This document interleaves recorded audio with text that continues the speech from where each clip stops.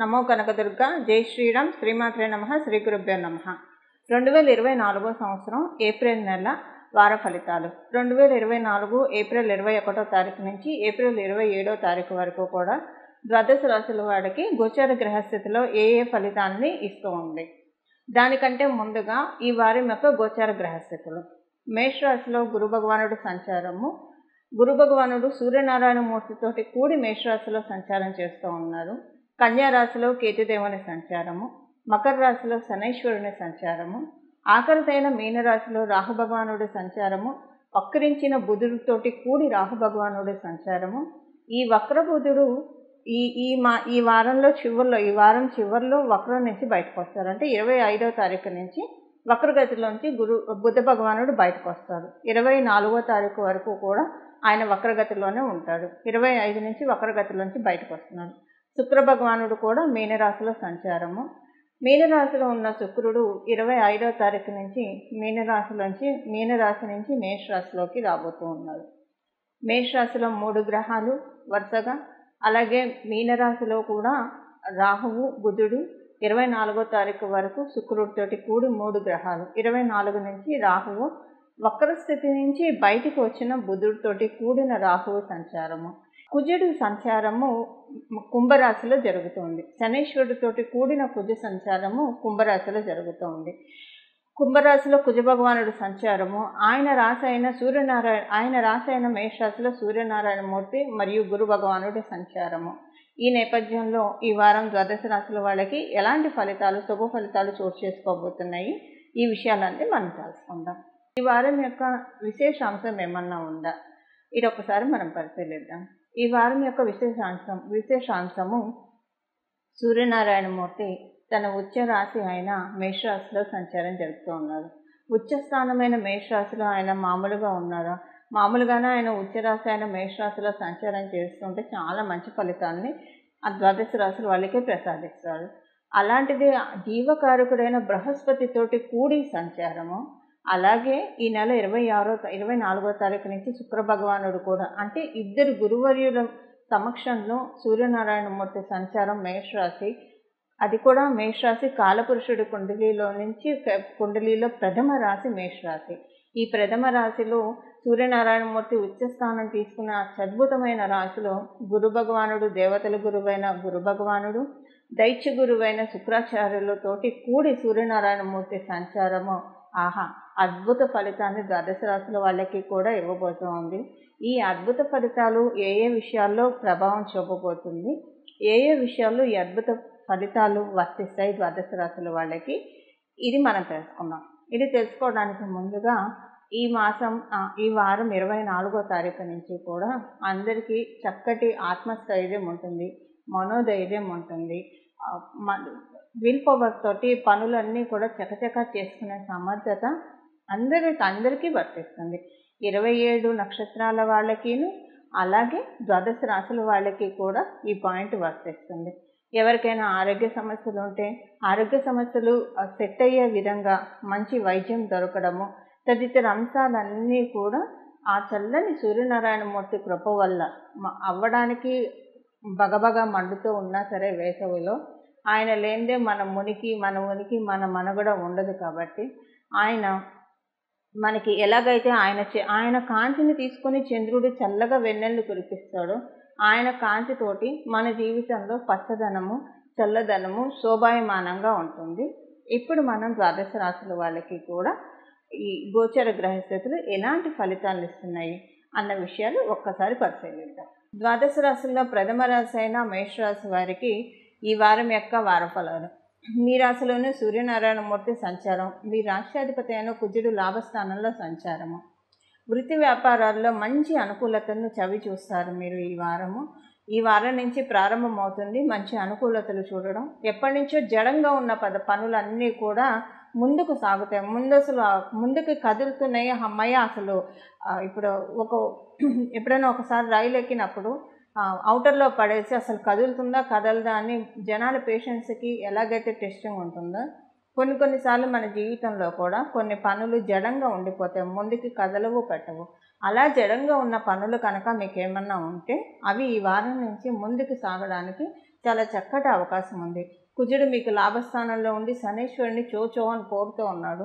వీళ్ళకి ఈ పనులు తొందరగా చేసి పెడితే తద్వారా వీళ్ళకి రావాల్సిన ప్రాఫిట్ కావచ్చు, లేదా రావాల్సిన ఆనందం వీళ్ళకి ఇచ్చేసే అని చెప్పేసి కోరుతూ ఉన్నాడు. కాబట్టి దానికి తోడు సూర్యనారాయణమూర్తి సపోర్ట్ కూడా ఈ వారం ఉండడం వల్ల పనులన్నీ కూడా చాలా చక్కగా ముందుకు సాగుతాయి.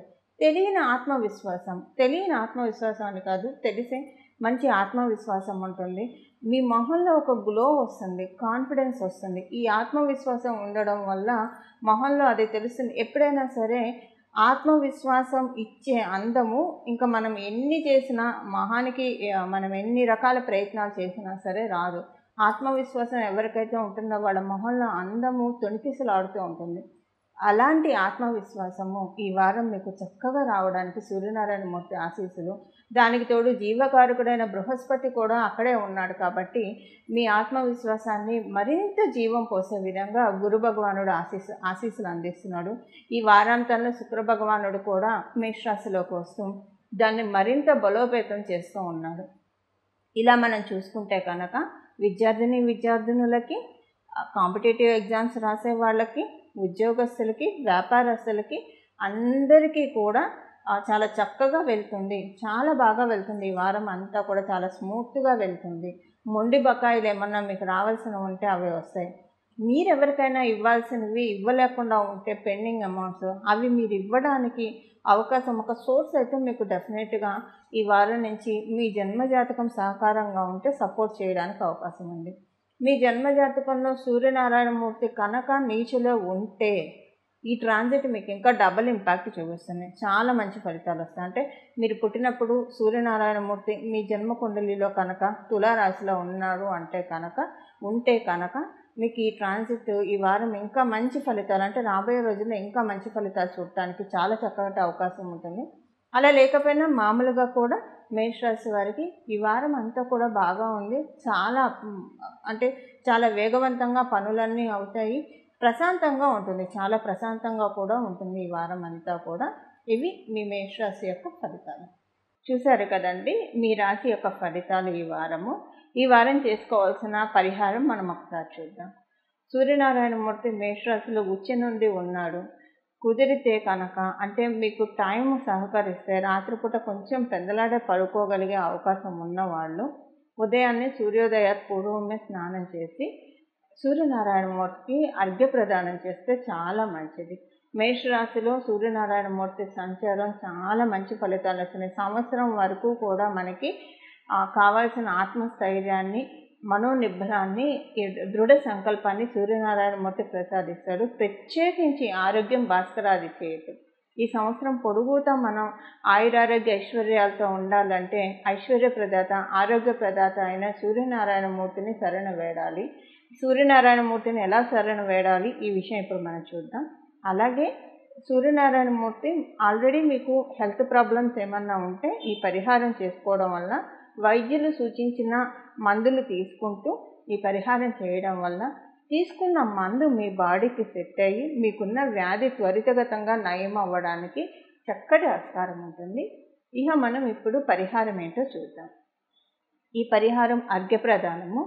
మీకు సూర్యాష్టకం ఇప్పుడు మీరు ఒకవేళ రాత్రిపూట లేటుగా పడుకున్న వాళ్ళు పొద్దున్నే మీరు లేవలేరు అని అనుకుంటే కనీసం ఉదయం 10 లోపల అర్ఘ్యప్రదానం చేయడానికి ప్రయత్నించండి. అంతకు మించి మటుకు దాటనీయకుండా ఉండడానికి దాటనీయకండి. ఆ లోపే చేయండి. అర్ఘ్యప్రదానం చేసేప్పుడు ఆ నీళ్ళలో ఒక రాగి చెంబు నిండా నీళ్లు తీసుకొని అందులో ఒక మందార పువ్వు, మీ ఇంట్లో మందార చెట్టు ఉంటే మందార పువ్వు వేసి అర్ఘ్యం ఇవ్వండి. మందార చెట్టు అందరింట్లో ఉండదు కాబట్టి లేని వాళ్ళు గులాబీలు ఇలాంటివి, లేదా గన్నేరు చెట్టు, ఎర్ర గన్నేరు చెట్టు అందుబాటులో ఉంటే ఎర్ర గన్నేరు కూడా వేసి, ఏదైనా కూడా ఎర్రటి పుష్పంతో స్వామివారికి అర్ఘ్యం వదలాలి. ఈ అర్ఘ్యం వదిలి సూర్యాష్టకం చదువుకొని, కుదిరితే ఆదిత్య హృదయం కూడా చదువుకొని సూర్యనారాయణమూర్తిని చూస్తూ, సూర్యనారాయణమూర్తి అమ్మవారి కన్నుగా భావిస్తూ సూర్యనారాయణమూర్తిని కనీసం ఒక 1 minute అయినా సూర్యనారాయణమూర్తికి దండం పెట్టడానికి ప్రయత్నించండి. నమస్కార ప్రియ భాస్కర అని చెప్తుంది శాస్త్రము. సో ఒక్క నమస్కారంతో సంతృప్తి చెందే దేవీ దేవతలు ఎవరైనా ఉన్నారంటే ప్రథమంగా ఆ కోవలోకి వచ్చేది నిస్సందేహంగా సూర్యనారాయణమూర్తి. అలాగే సుబ్రహ్మణ్య స్వామి కూడా ఒక్క నమస్కారానికి ప్రీతి పొందుతాడు అని చెప్పి మనకి స్కాంద పురాణం తదితర గ్రంథాల్లో ఉన్నది. అలా ఇప్పుడు ఈ వారము విడవకుండా సూర్యనారాయణమూర్తి పాదాన్ని పట్టుకోండి. సూర్యనారాయణమూర్తి పాదాన్ని పట్టుకోవడం వల్ల వచ్చే సంవత్సరం వరకు చేసేది మనం ఈ వారం వరకు అయినా సరే రిజర్వ్ చేసుకోవడం. ఇప్పుడు మనం డబ్బులు దాచుకుంటే మనకి లేని సమయంలో ఉపయోగపడతాయి. అలాగా ఇప్పుడు చేసుకునే రెమెడీ మనకు కావలసిన సమయంలో చక్కగా ఉపయోగపడుతుంది. ఇలా సూర్యనారాయణమూర్తి ఆశీస్సులు మీరందరూ అందుకుంటారని ఆశిస్తూ, అందుకోవాలని భావిస్తూ మంగళం. నమో కనకదుర్గ, నమో భగవతే వాసుదేవాయ.